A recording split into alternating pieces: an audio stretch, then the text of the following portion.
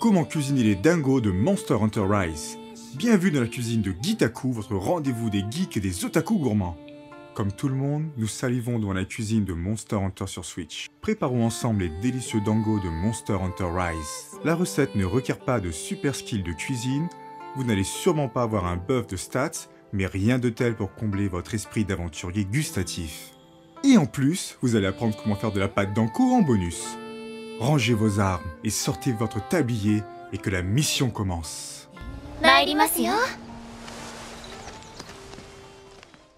En premier, le bonus. Préparons notre anko, la pâte de Azuki et qui va décorer notre dango raisin d'être et renforcer notre buff de cuisine. Pour ça, préparez du sucre, l'équivalent en poids de vos Azuki et laissez de côté. Commencez par rincer votre Azuki abondamment et faites bouillir une première fois pendant 5 minutes, essorez et remplacez l'eau. Et maintenant, faire mijoter pendant 1 heure, voire 2 heures, jusqu'à qu'il soit complètement cuit. Essorez encore et remettez-les à cuire au feu doux, cette fois-ci avec votre sucre, et tournez vigoureusement. Le but étant d'avoir une pâte de anko avec des morceaux de Azuki visibles. Et ça se garde 2 semaines au frais, et ça se mange très bien avec du pain. Ensuite, passons à la préparation de nos dangos. Nous nous inspirerons des Hanami dango, ou ceux que l'on mange pendant la saison des fleurs de cerisier au Japon. Pour cette recette, il vous faudra acheter du shiratamako, qui est une farine de riz japonaise. Vous pouvez le commander sur internet ou essayer votre épicier du coin. Mais non, ce n'est pas du mochiko ou du josinko.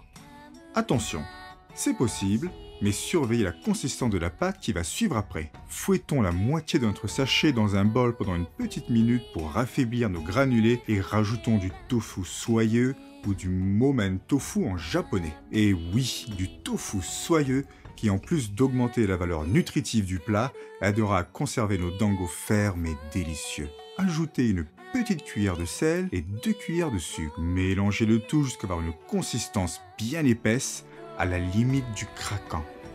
Si la pâte est trop sèche, rajoutez un peu d'eau, soit un peu de tofu. Courage! Le monstre est presque affaibli.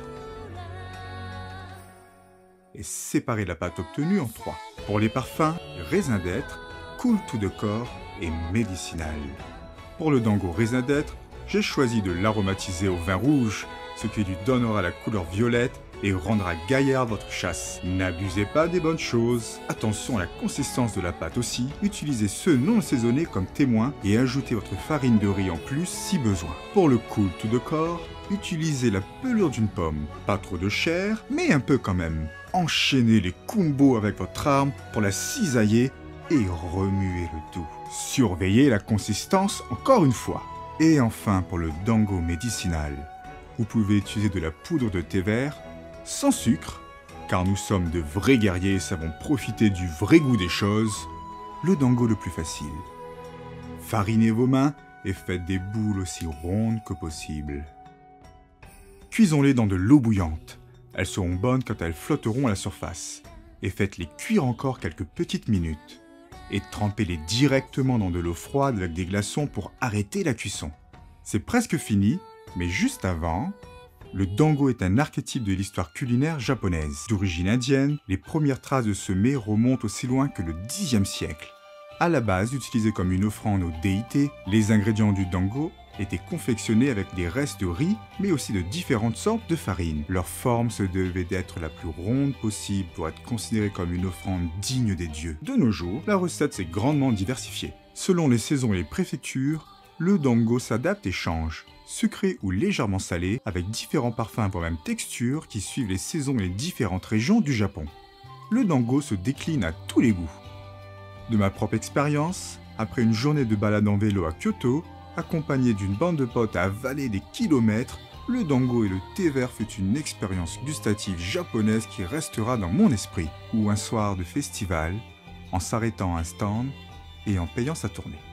Le choix de cette nourriture n'est pas anodin dans Monster Hunter Rise. S'immergeant dans un Japon féodal fantastique avec moult aventures épiques, le dango hanami est un mets de choix. Je ne peux que vous souhaiter de le déguster au Japon ou en vous régalant avec ma recette. Mais soyez-en sûrs, profiter du dango à plusieurs, comme Monster Hunter, vous créera de merveilleux souvenirs.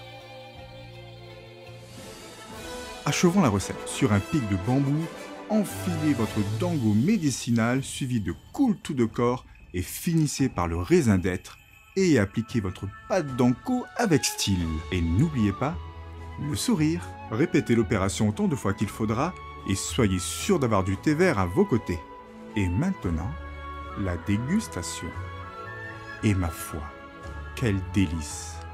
Raisin d'être est une réussite parfaite. Cool tout de corps est une vraie surprise. Le goût de pomme est bien présent. Quant au dingo médicinal, il rajoute une petite touche d'amertume bienvenue. Bravo!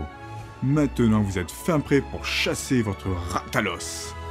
Je sais qu'avec la pandémie, il n'est pas facile de voyager. Mais pourquoi ne pas espérer manger de vrais dingos avant le prochain DLC? J'espère que la recette vous a plu. Si la vidéo fait 10 000 vues avant la prochaine grosse mage, je la revisiterai et je vous proposerai une version V2 qui me tarde de vous présenter. N'hésitez pas à vous inscrire sur la chaîne, à partager la vidéo et de vous lâcher en commentaire. Anime ta vie.